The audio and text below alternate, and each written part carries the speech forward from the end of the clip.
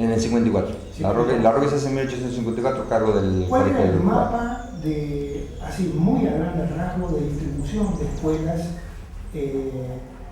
Sabemos lo de las ciudades, pero ¿qué pasa con el resto de la provincia?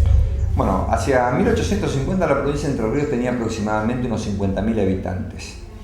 En 1850 la provincia de Entre Ríos, o en la década hablando aproximadamente en estos momentos, es cuando Urquiza promueve un fuerte desarrollo.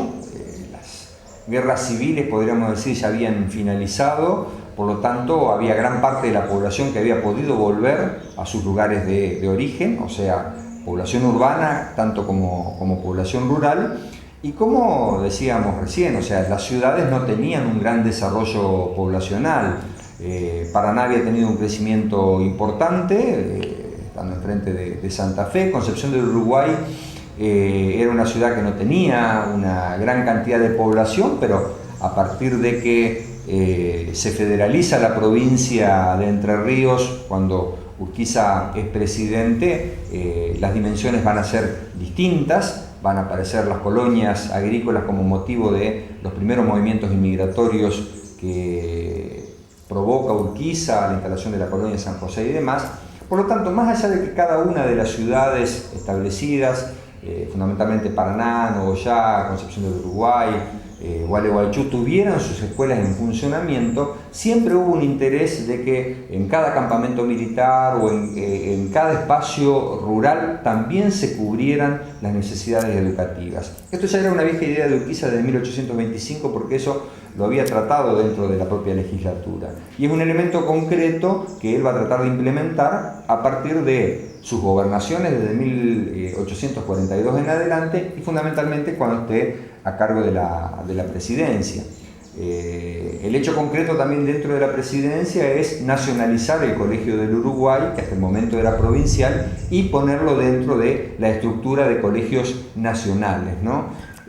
Una cuestión pensada en el sentido de que cada una de las provincias en realidad tendría que tener su establecimiento secundario, y no a tener 2 o 3 colegios nada más que tuvieran que concentrar la población educativa local para acceder a la enseñanza, y que del resto de las provincias únicamente algunos pocos privilegiados a través de las becas, privilegiados en ese sentido nada más, ¿no? Pudieran acceder a los estudios secundarios. O sea que también otra de las aspiraciones presidenciales era poder concretar un colegio nacional en cada capital de provincia, que bueno, en un estado separado. Recordemos que Buenos Aires se separa de la Confederación Argentina. Esto recién se va a poder lograr cuando se dé la unificación después de 1862 con la presidencia de Mitre. ¿Él nacionaliza el colegio? Nacionaliza el colegio. ¿Y qué otro colegio tiene la misma jerarquía en ese momento en la Argentina? El Colegio de Córdoba, el Colegio de Córdoba. Córdoba tiene una larguísima tradición educativa. Desde el momento que se instalan los jesuitas, fundan la Universidad de Córdoba, el Colegio de Montserrat, o sea que era un centro educativo realmente muy fuerte, pero un centro educativo que tenía raíces conservadoras también muy fuertes. Era una enseñanza religiosa, que esa es la gran diferencia tal vez con el Colegio del Uruguay, más allá de que el colegio era muy nuevo para la época, porque el colegio se va a conformar con un grupo de docentes, como decíamos hoy, que vienen de Europa, como La Roque, Peiret y otros más que van a sumar a sus cátedras, lo que traen como su propio pensamiento europeo de mediados del siglo XIX, que en este sentido tiene una tendencia progresista que lo diferenciaba de lo que era la estructura del colegio cordobés. O sea que a eso le va a dar una impronta muy fuerte al colegio, de un colegio laico, más democrático, más abierto, un colegio que es pensado de una manera, podríamos decir, mucho más moderna para la época. Está bárbaro. Ubicados en 1870, ¿cierto? Antes de la muerte de Urquiza. Y mirando hacia atrás, ¿qué pasa con la cuestión del género? ¿No? En las escuelas en general, en la problemática de la educación, tanto alumnos como docentes. Bueno, Por supuesto que siempre hubo, o sea, la tarea de la mujer estaba absolutamente ubicada en otro plano que el del hombre, y era muy difícil que pudiera acceder más allá de las clases ilustradas a algún tipo de educación. O sea, nosotros podemos ver en las hijas de Urquiza, por ejemplo, que tenían sus profesores particulares, pero para determinadas cuestiones, fundamentalmente profesores de idioma, de música y demás, de bellas artes más que nada, que era el acceso a lo que se pensaba para la mujer en esa época. Igualmente, hubo en la provincia de Entre Ríos alguna voluntad de que existiera enseñanza para las mujeres, y en esto se avanzó. O sea, cuando se habla del esquema de las escuelas normales, y Urquiza lo conversa con Sarmiento en 1867, unos años antes de su muerte, se habla de la fundación de escuelas normales, en donde la venida y sobre todo en esto cuenta mucho la experiencia de Sarmiento en la recorrida que había hecho y se había impresionado en los Estados Unidos con Thomas Mann y toda la estructura educativa estadounidense. La mujer ocupaba un lugar fundamental dentro del esquema educativo. De ahí la venida de maestras normales, o sea, como formadoras de futuros formadores para insertar dentro del esquema educativo, más allá de que en principio las direcciones de los establecimientos siguieran estando en manos de los hombres. La lucha por la integración de la mujer ya en estudios superiores, o sea, no en el nivel de la escuela primaria, que estaba, podríamos decir, pensada, y sobre todo en la medida que avanzábamos en el siglo XIX, para ir conformando una idea de nacionalidad en los hijos de inmigrantes y demás, fundamentalmente en lo que es los estudios secundarios y los estudios universitarios, fruto de una gran lucha. Recién sobre fines de siglo, en la provincia de Entre Ríos va a ser admitida Teresa Rato en el colegio, que va a ser la primera egresada durante la gestión rectoral de Subiaur en el colegio, y que inclusive va a poder después continuar sus estudios en la Facultad de Medicina, y siendo la primera médica entrerriana, la segunda en el país. Pero indudablemente que, sobre todo en la parte superior, podríamos decir, de la educación, la cuestión de género estaba pensada exclusivamente para el hombre. En principio se piensa la educación secundaria como la formación necesaria en el estado en construcción de una burocracia estatal y para ocupar determinados lugares dentro de la estructura del Estado, y los estudios universitarios estaban pensados fundamentalmente para los hijos de los sectores dominantes que iban a ser los conductores políticos de este país. Recordemos, y acá entramos en los dos grandes pensadores de la segunda mitad del siglo XIX, tanto Alberdi como Sarmiento. Estamos hablando de una república restrictiva la que se construye, o sea, libertades civiles para todos, o sea, para la población argentina como para la población inmigrante, pero los derechos políticos limitados. Y para acceder a los cargos políticos se necesitaba de pertenecer al sector dominante, pero también tener algún tipo de formación, y para eso fue que sirvió, en este caso, la educación universitaria de fines del siglo. Excelente. Antes de dejar Urquiza, sí, él hace una experiencia que es traer de Europa, acá incluso hay un parque o jardín, no me acuerdo, francés, sí, uno de exótico, sí, también. Plantas, no sé si semillas, sí, plantas, plantines. Sí, semillas, plantas, plantines. ¿Había en eso una voluntad? Quizás no, la pregunta es para saberlo. ¿Había una voluntad de...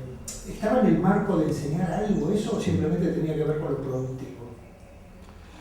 No, el crecimiento y el desarrollo que tiene la Casa de Urquiza, lo que hoy conocemos como Palacio San José, en su momento era denominado Residencia de San José, podemos destacar básicamente dos cuestiones. Fue el lugar que eligió Urquiza para vivir con su familia, pero se transformó en el centro político por el propio peso de Urquiza, que gobernó desde aquí como gobernador y como presidente, y sirvió a su vez como espacio de experimentación de todas aquellas cosas que a Urquiza, en este contacto con maestros profesionales, biólogos, entomólogos, o sea, toda una cantidad de gente que se acercaba a él y traía algún tipo de propuesta y demás, él la sumaba y la incorporaba, y muchas veces esta casa fue un espacio de ambientación y aclimatación de distintas especies, muchas de las cuales hoy las podemos ver aquí en los parques.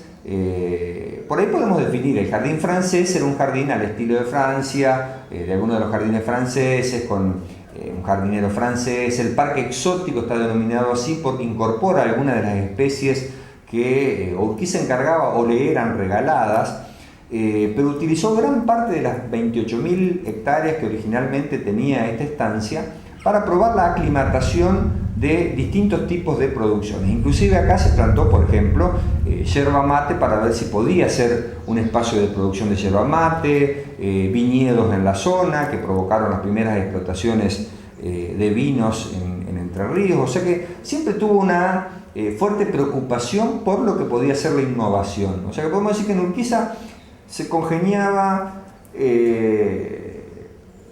el caudillo de mediados del siglo XIX o de los últimos años de la mitad del siglo XIX, un caudillo fuertemente paternalista, autoritario, con una fuerte formación militar, estanciero, con un fuerte dominio económico, con una personalidad que tenía que ir acomodándose a estos tiempos modernos que se estaban dando en el mundo y que, por supuesto, en esta Argentina de 1850, donde comienza a construirse a través de la Constitución, a través de las instituciones, Poder Ejecutivo, Legislativo, el Poder Judicial, o sea, comienza a formarse el Estado Nacional, se va acoplando a esas cuestiones. Por eso su relación con Amado Bonpland, por eso en este patio del Parral existen vides que le fueron enviadas desde Francia, como así también desde el punto de vista de la producción agropecuaria.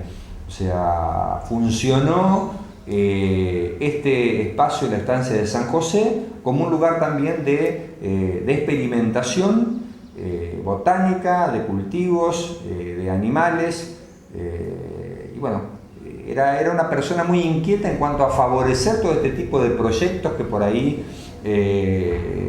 venían y le presentaban. Lo mismo pasó, por ejemplo, con Cataldi, que fue un gran grabador de la época y que después de algunos desengaños en Buenos Aires se vino a instalar acá en San José, terminó instalando una quesería. Entonces mostró Urquiza acá, que le dio una casa y demás, cómo se podían llegar a producir una serie de elementos derivados de la leche, instaló maquinarias de su propia invención y demás en un espacio dentro de la propia estancia de San José, más allá de la explotación agropecuaria que tenía Urquiza, ¿no es cierto?, a través de los saladeros. Bueno, muerte de Urquiza. ¿Podrías hacer una suerte de semblanza de Sarmiento, esta otra figura dominante, digamos, en la constelación de los grandes estadistas, y hacer una breve síntesis de la disputa con Alberdi, que mencionaste vos? Bien. ¿En qué consistía el elemento, digamos, si lo ves de la educación en particular, bárbaro, pero si en general también viene bien? Bien. A ver, en el momento que nosotros nos estamos ubicando en la época de la presidencia de Urquiza y la época en donde Urquiza tiene un fuerte peso en la cuestión de la organización nacional, Juan Bautista Alberdi, que estaba exiliado, alcanza a ver en Urquiza por ahí la persona que podía llegar a avanzar en la modernización de las estructuras políticas en nuestro territorio, cosa que Alberdi no había logrado con Rosas, cuando en un primer encuentro ya por el año 37 Rosas entendió que no necesitaba una generación de intelectuales para gobernar. En este caso con Urquiza sí se va a dar esta fuerte relación y seguramente que la marca indeleble que tiene de esta estrecha relación, podríamos decir, que llegan a mantener, es que cuando Urquiza convoca al Congreso General Constituyente a través del Acuerdo de San Nicolás, la obra que le remite Alberdi, Bases y Puntos de Partida para la Organización Nacional, un primer tomo primero con el texto general, pero un segundo libro después, ya con un borrador de constitución, es trabajado y tomado como, podríamos decir, la base de este Estado liberal moderno que se quiere construir con la Constitución de 1853. O sea que Alberdi después va a aceptar ser diplomático acreditado ante los países europeos en representación de la Confederación Argentina, y va a ser el sostenedor, podríamos decir, y aquel que le da el contenido o el respaldo intelectual a la política de la Confederación Argentina frente a esta división que sufre cuando el Estado de Buenos Aires se separa con la revolución del 11 de septiembre. Por este tipo de sostenimiento, Alberdi va a tener una fuerte polémica con el otro gran pensador de la segunda mitad del siglo XIX en la Argentina, que es Domingo Faustino Sarmiento, exiliado también, o sea, los dos viviendo en el exilio. Las cartas quillotanas y la 101, ese gran debate nacional que se da entre estos dos pensadores es absolutamente rico para poder entender qué cuestiones se discutían en la Argentina de mitad de siglo, con dos personalidades absolutamente diferentes. Un Alberdi que escribe, piensa, aconseja, que vive la mayor parte de su vida lamentablemente en el exilio, que vuelve por muy poco tiempo a la Argentina, con un Sarmiento que es pensador, que es fuerte polemista, que divide aguas, absolutamente contradictorio, pero dedicado a la acción, o sea, piensa y hace, en donde las cosas las plantea en blanco y negro. O sea, ya cuando hablamos de civilización y barbarie, estamos marcando concretamente cuál es el país que entiende Sarmiento que hay que construir. O sea, un país donde la población nativa no tiene ningún tipo de espacio y hay que construir instituciones, muy impactado por su viaje a Europa, pero fundamentalmente por el viaje que realiza a Estados Unidos, coincidiendo con Alberdi en que lo que hay que hacer en la Argentina es un fuerte movimiento inmigratorio, porque uno de los grandes problemas que tiene la Argentina es su población, aunque después van a proponer soluciones distintas. Con respecto al tema educativo, lo que dice Alberdi es, antes que educar, hay que traer población fundamentalmente inglesa para que sirva como ejemplo para nuestra población nativa. La población nativa lo que tiene que aprender es a trabajar tomando como ejemplo a estas poblaciones europeas. Una vez que aprendan a trabajar, ahí sí viene la educación para ir conformando un pueblo educado. Por eso Alberdi plantea la fórmula esta restrictiva, grandes libertades civiles planteadas en la Constitución para la inmigración, pero una restringida democracia en donde todos estos sectores no puedan participar de la vida política y sí exista un sector dirigente esclarecido que pueda avanzar en la construcción de este país. Sarmiento ve a los sectores inmigrantes como aquellos sectores que pueden reemplazar a la población nativa. Ese es el esquema de civilización y barbarie. La política implementada es enviar a la población nativa a la lucha contra el indio en la frontera, las grandes matanzas de gauchos que se realizan durante la presidencia de Mitre y la guerra de policía que se le declara a la población nativa, y lo que plantea es un esquema de educación popular, de educación común, en donde se puede ir integrando a la nueva población que está ubicándose en la Argentina sobre la base de